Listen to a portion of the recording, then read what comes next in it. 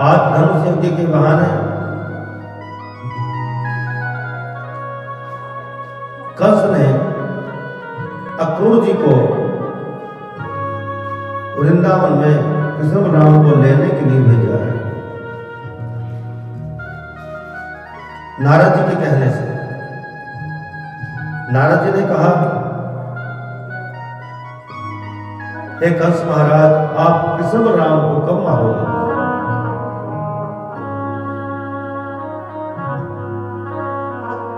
बोले देवर्षि, एक एक राक्षस को चुन चुन करके भेजता हूं, लेकिन पता चलता है वो खुद मारे गए।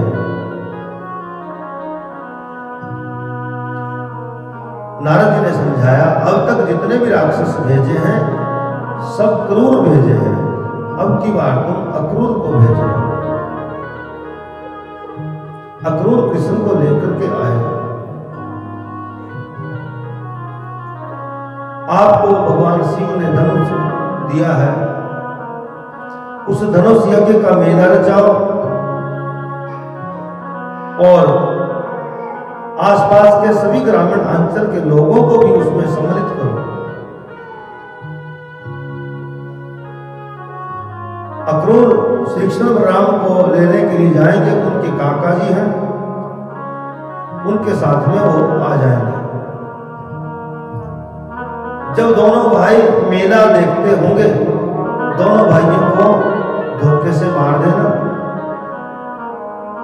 आपका काम हो जाएगा। मैं कुछ नहीं जानता, परसों आपके हाथों कृष्ण बलराम को मरते हुए देखना चाहता हूं।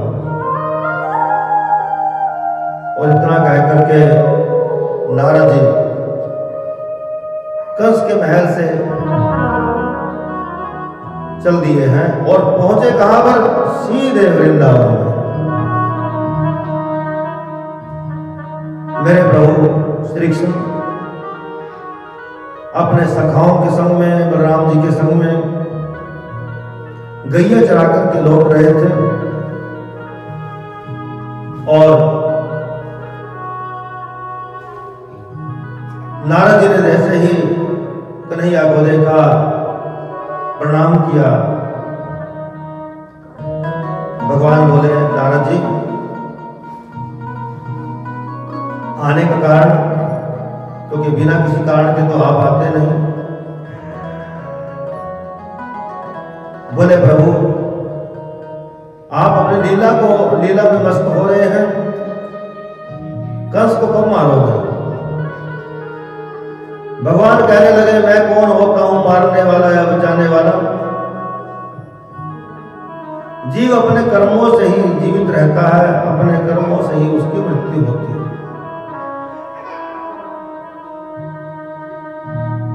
बोले प्रभु, मैं नहीं जानता, परसों आपके हाथों कंस को मरता हुआ देखना चाहता हूं। भगवान बोले, वहां मेरे बारे में बोल करके आए हो और यहां उसके बारे में बोल रहे हो। नारद जी बोले, प्रभु जी, मेरा तो स्वभाव ही कुछ ऐसा है, मैं क्या करूं? मैं तो वही बोलता हूं जो सबके लिए कल्याणकारी हो। बोलो जय श्री कृष्ण।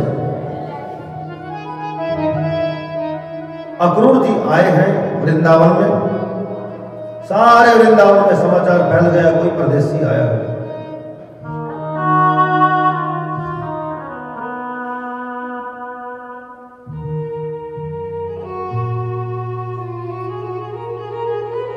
नंद यशोदा ने पूछा, कैसे आना हुआ? अक्रूर जी बोले, मैं कृष्ण बलराम को लेने के लिए आया हूं। मैया उस समय भोजन कर रही थी, हाथ से ग्रास छूट गया है।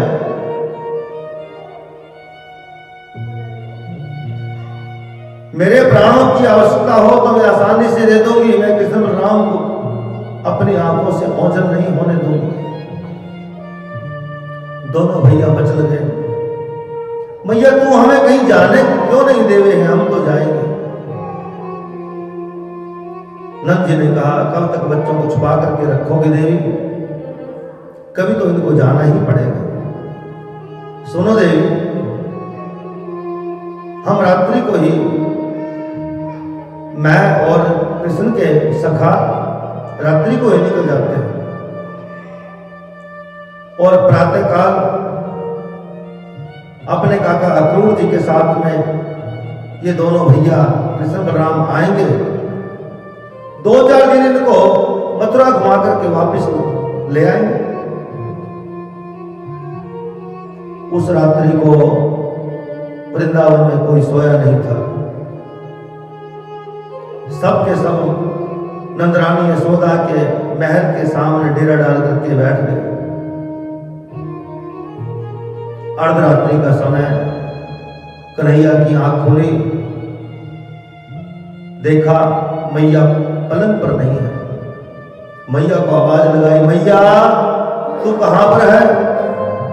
देखा तो मैया खंबे से सिर लगाए हुए बैठी है और सुबक रही है, रो रही है। मैया की गोद में बैठ करके मेरे बाल श्री कृष्ण ने मैया के आंसू पूछ करके कहा, मां काहे के रोए है? मैया बोली, बेटा तू कल मथुरा चला जाएगा, तेरे बिना एक एक पल कैसे व्यतीत करूंगी मैं? मेरे प्रभु ने कहा, मां चिंता मत करो, मैं परसों आ जाऊंगा। मुख्य द्वार को जब 4 बजे खोला, खोल करके देखा तो गोपियों के नेत्रों से पनारे बहने लगे। हे गोपाल, हम तुम्हें कहीं जाने नहीं देंगे। तुमने सोच कैसे लिया कि आप हमें छोड़ करके चले जाओ?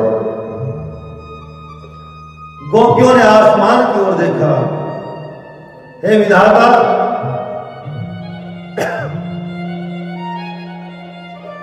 तुम्हारे मन में करुणा नहीं है? तुम पहले तो जीव के मन में प्रेम जागृत करते हो, एक दूसरे के प्रति आकर्षित करते हो और मिलन के पहले उनका बिछो कर देते हो। ये आदत तुम्हारी अच्छी नहीं है विधाता।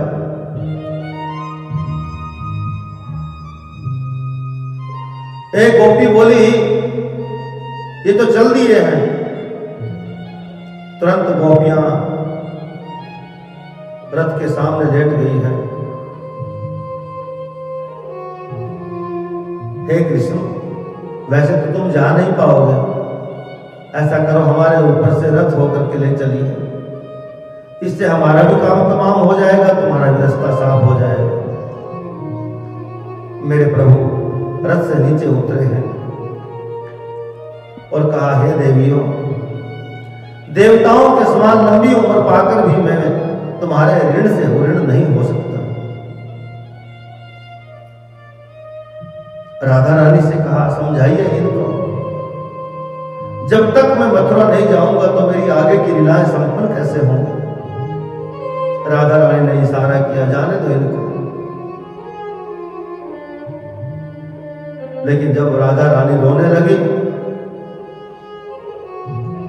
तो कन्हैया कहने लगे, हे किशोरी जी सुनो, मेरे जाने के बाद तुम्हारी आंखों से एक भी आंसू नहीं निकलना चाहिए। किशोरी जी कहने लगी, इतने निष्ठुर तो मत बनो कन्हैया, ये आंसू ही तो मेरा सहारा है, इन्हें भी छीन करके ले जाओगे क्या? और जैसे ही कृष्ण बलराम रथ में विराजमान होकर के चले, मैया महल से दौड़ती गिरती हुई आ रही है। अरे नेक रथ को रोको तो सही, नेक रथ को रोको। मैया दौड़ती गिरती हुई आ रही है। दोनों भैया कृष्ण बलराम नीचे कूद पड़े, मैया के आंचल में लिपट गए। मैया बार बार कृष्ण को चूम रही है। दोनों भाइयों का सिर भिगो दिया है अपने आंसुओं से। बार बार कृष्ण को कहती हैं, बेटा मोको तो आज पता चला तू मेरा पुत्र नहीं है, तू तो देवकी नंदन है, तू तो वसुदेव नंदन है। एक द्वारिन गोपी तुमसे एक निवेदन करना चाहती है। मेरे प्रभु ने कहा, कहिए मैया, क्या कहना चाहती हो? मैया बोली, बेटा मैंने तेरे को कभी प्यार नहीं दिया। एक मिट्टी के मटकी फोड़ने के बदले मैंने तो वो खुद से बांध दिया था। तो जब मथुरा जाएगा तो क्या सोचेगा, कैसी है माँ यशोदा? एक मिट्टी की मटकी जैसी औकात नहीं मेरी।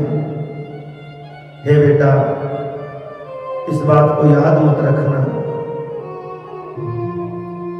मेरे प्रभु हिलकियों से रोने लगे, माँ दुनिया की सारी चीजें भूल जाऊंगा, पर तुम्हारे स्नेह और प्रेम के बंधन को कभी नहीं भूल पाऊंगा। बार बार अपने ब्रजमंडल को प्रणाम किया है, समस्त ब्रजवासियों को प्रणाम किया है।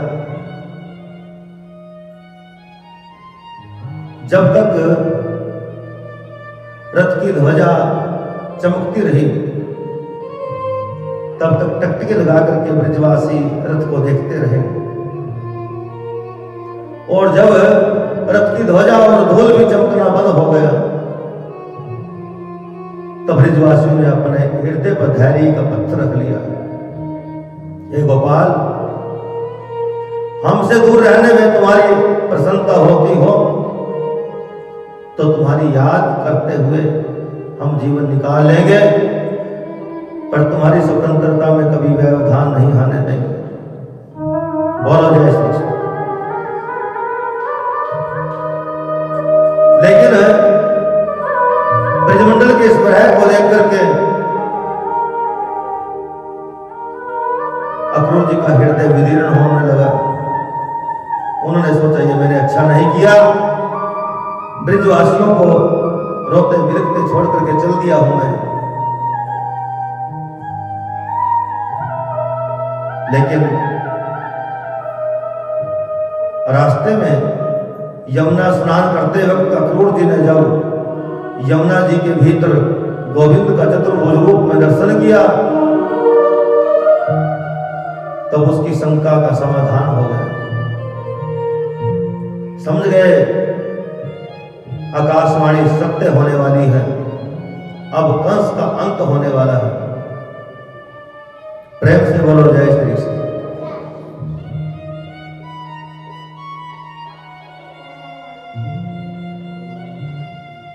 आचार्य श्री सुखदेव स्वामी कहते हैं, सम्राट कलम योगी परीक्षित,